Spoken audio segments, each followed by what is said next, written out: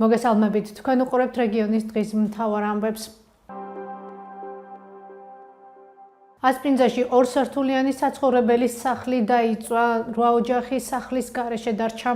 როგორც ასპინძის მერი როსტომ მაგრაქველიძე გვეუბნება, გუშინვე მოქალაქეები ოჯახის წევრებთან და ნათესავებთან გადაიყვანეს. მისივე თქმით, ამ დროისთვის მოქალაქეების სასტუმროში ან ქირით გადაყვანის საჭიროება არ ყოფილა, თუმცა თუ მიმართვა იქნება, გადაიყვანენ. შემთხვევა გუშინ მოხდა, როგორც ადგილობრივები გვეუბნებიან, საცხოვრებელ კორპუსს ცეცხლი რამოდენიმე საათის განმავლობაში ეკიდა და მის ჩაქრობას რამდენიმე სახანძრო სამაშველო სამსახურის ჯგუფი ცდილობდა. შინაგან საქმეთა სამინისტროში გვეუბნებიან, რომ გამოძიება საქართველოს სისხლის სამართლის კოდექსის 197 მუხლის მეორე ნაწილით დაიწყო, რაც ცეცხლის წაკიდებით, აფეთქებით ან სხვა საყოველთაოდ საშიში საშუალებებით არაერთ გზის ჯგუფურად ნივთის დაზიანებას ან განადგურებას გულისხმობს.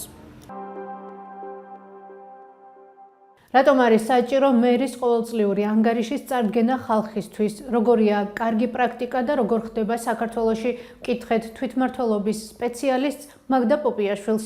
მერის მიერ მოსახლეობისთვის ანგარიშის წარდგენა ეს არის კანონმდებლობით სავალდებულო და ყოველი წლის ნოემბრის თვეში მერი არის ვალდებული, რომ მოქალაქეების წინაშე წარდგეს ანგარიშით გაწეული საქმიანობის შესახებ. ეს რისთვის არის ხომ მნიშვნელოვანი? იმისთვის, რომ პირველ რიგში იქ მცხოვრებმა ადამიანებმა იცოდნენ, რას აკეთებს მისი თვითმმართველობა მის მუნიციპალიტეტში, მის ქალაქში, მის სოფელში.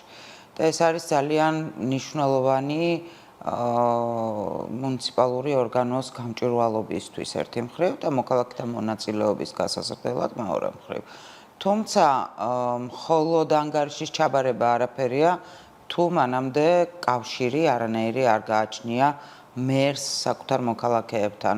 ეს იმას ნიშნავს, რომ მანამ სანამ ანგარიშამდე მივა მერი, მთელი წლის განმავლობაში, წლის დასაწყისიდან, როცა დაიწყებს უბრალოდ მომდევნო წლის ბიუჯეტზე მუშაობას, ის ვალდებულია, რომ გააკეთოს საჯარო შეხვედრები მოსახლეობასთან და მათთან ერთად დაგეგმოს პირველ რიგში, რას აპირებს მომდევნო წელს გააკეთოს საკუთარ მუნიციპალიტეტში და ამის შემდგომ უკვე რისი გაკეთება შეძლო, რისი ვერ შეძლო, რა იყო ამ შეუძლებლობის მიზეზი ან პირიქით, ამაზე უნდა იმსჯელონ, ერთად ისაუბრონ და გამოიტანონ დასკვნები იმისთვის, რომ მომდევნო წელს იგივე შეცდომები არ დაუშვას და ამ შემდეგ. პრობლემა სწორედ ის არის, რომ მთელი ეს ციკლი რეალურად არის აბსოლუტურად ფორმალური ყველა მუნიციპალიტეტში პრაქტიკულად და მერები ამას უდგებიან როგორც რაღაცა სავალდებულო ჩანაწერს კანონში, რომელსაც ბოდიში გამოთქმისთვის დაბწიჭკავენ რაღაცა სანახევროდ დახურულ შეხვედრაზე გაკეთებული ღონისძიებით და ამით ჩაითვლიან, რომ ეს ანგარიშის წარდგენა მოხდა.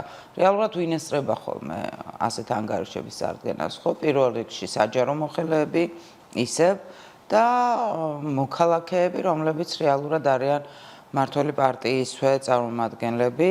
ეს არის პრაქტიკა, რომელიც სამწუხაროდ დაინერგა პრაქტიკულად ყველა მუნიციპალიტეტში და რომელიც არ იცვლება აგერ უკვე რამდენი წელია და თავისთავად ცხადია, როდესაც ასეთი მანკიერი პრაქტიკა გაქვს შენ დანერგილი, იქ მოქალაქეთა მონაწილეობაზე, ანგარიშვალდებულებაზე, გამჭვირვალობაზე საუბარი უბრალოდ ზედმეტია.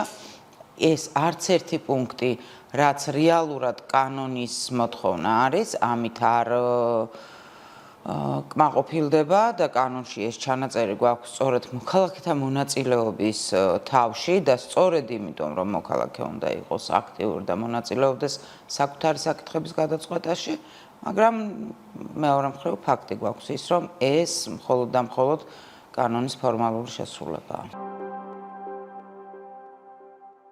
ეს იყო ჩვენს ხელთ არსებული დღევანდელი ბოლო ინფორმაცია. მეტი და დეტალური ინფორმაციისთვის ეწვიეთ ჩვენ ვებ და Facebook გვერდს. გმადლობთ, რომ გვიყურებთ. ხვალამდე.